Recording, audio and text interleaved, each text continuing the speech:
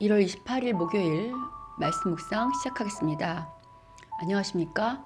수원의 좋은 우리 교회 한승아 목사입니다. 오늘 우리가 함께 나눌 본문은 누가복음 9장 28절부터 36절까지입니다. 복음서가 쓰여진 1세기 당시 사람들에게 예수님이 누구신지에 대한 논란은 끊이질 않았습니다. 여러분 생각해 보십시오.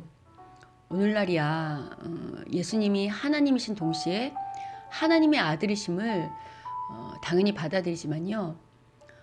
1세기 당시 사람들, 특히 하나님을 오직 한 분이신 유일신으로 알고 있던 유대인들에게 예수님을 하나님의 아들이신 동시에 하나님으로 받아들이는 것은 결코 쉽지 않은 일이었습니다. 이런 맥락에서요. 사복음서는 예수님이 누구신지, 예수님을 통해 어떻게 구약의 하나님의 약속들이 성취되었는지에 대하여 쓰여진 책이라고 할 수 있습니다. 누가복음 역시 계속해서 예수님이 누구신지에 대하여 입증하고 있습니다. 예수님이 누구신지에 대한 갈릴리의 분봉왕이었던 헤롯의 질문에 오병이어 기사로 답을 했었죠. 이후 누가는 어제 살펴본 9장 18절부터 27절을 통해서요.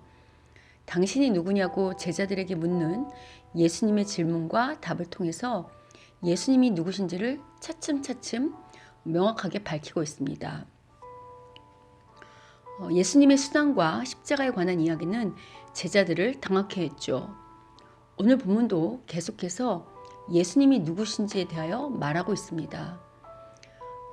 어제 베드로가 탁월하게 예수님을 하나님의 그리스도라고 고백했지만요.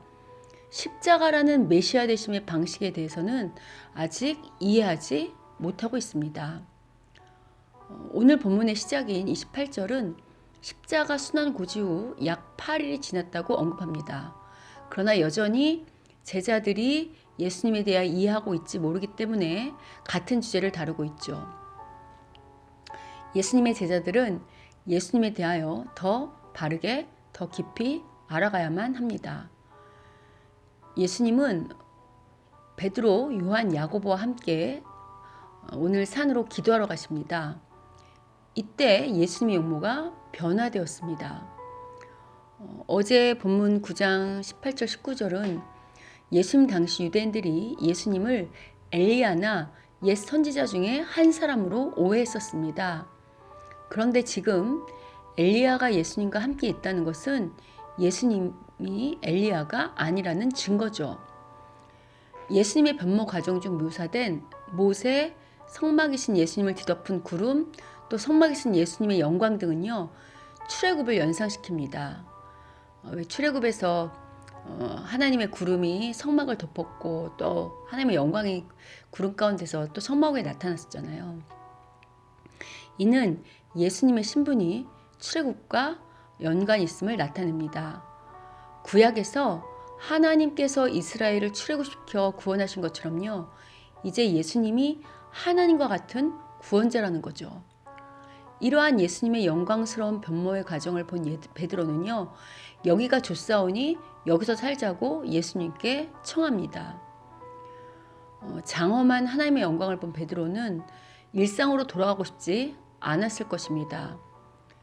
우리가 만나는 일상은 여러 가지 문제, 복잡한 문제들과 힘든 일상이 기다리고 있잖아요.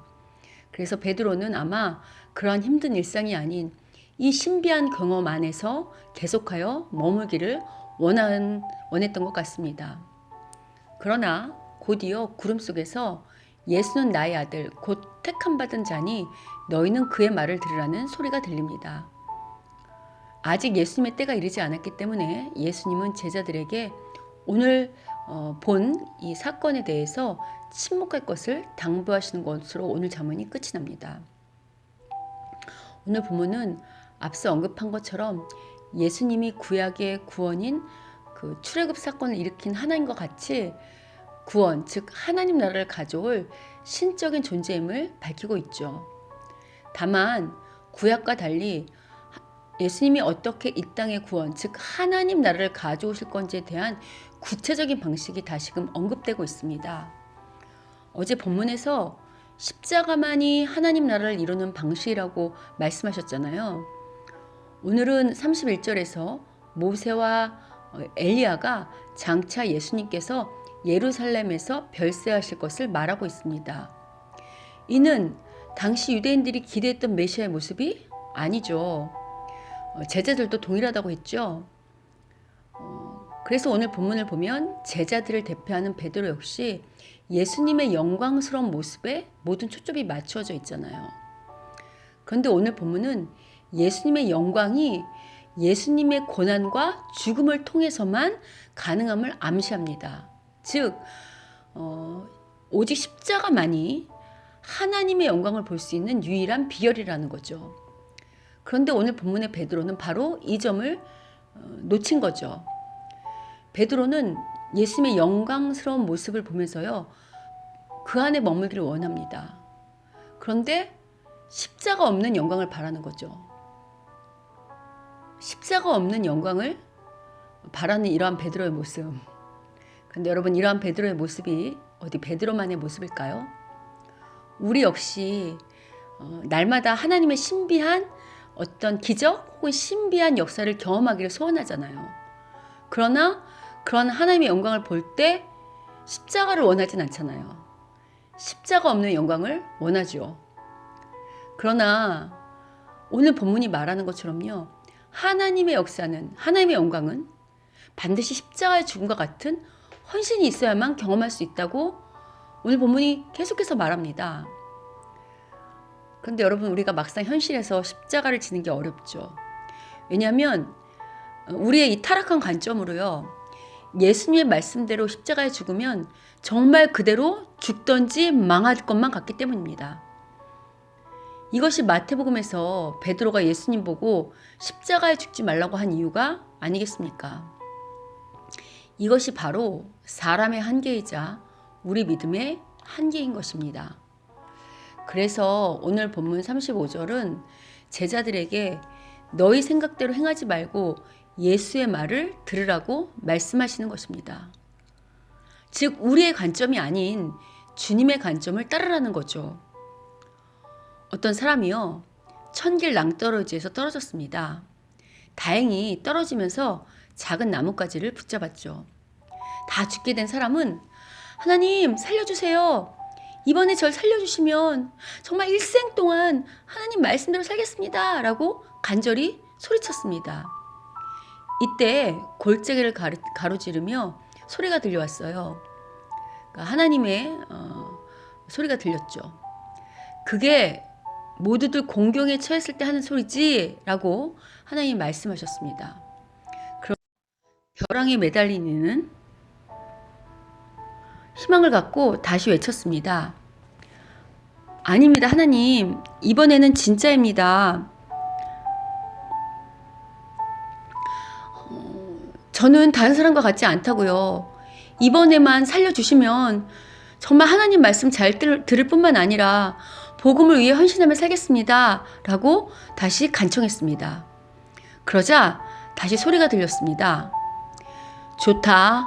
널 구해주마. 그러니 그 가지를 놓아라. 라고 하나님이 말씀하셨죠. 그러자 그 사람이 다시 하나님께 되물었습니다. 가지를 놓으라고요? 그리고 이후 아주 심란한 마음으로 다시 하나님께 외쳤습니다. 하나님, 제가 미친 줄 아세요? 지금 절 죽이시려는 겁니까? 여러분, 짧은 유머지만 벼랑에 매달린 이 사람의 모습이 바로 오늘날 예수님을 믿긴 하지만 실상 현실에서 주님이 말씀하실 때는 믿음이 없어서 그 말씀대로 행하지 못하는 우리의 모습이 아닐까 싶습니다. 혹 오늘 우리 안에 베드로처럼 또 벼랑에 매달린 그 사람처럼 우리의 관점을 버리는 것이 결코 쉽지 않은지 우리가 한번 점검해 보자고요. 세상의 관점으로는 십자가는 죽음이요 망하는 것이지만 하나님의 관점으로는 십자가는 하나님의 영광의 역사를 경험하는 비밀입니다. 오늘 말씀을 통해서 우리 역시 나뭇가지에서 손을 놓으라는 주님의 관점보다는 언제 꺾어질지 모르는 위태위태한 세상의 나뭇가지를 더 의지하며 살고 있지는 않은지, 그런 관점으로 살고 있지는 않은지 돌아보는 하루가 되기를 주님의 이름으로 축원합니다.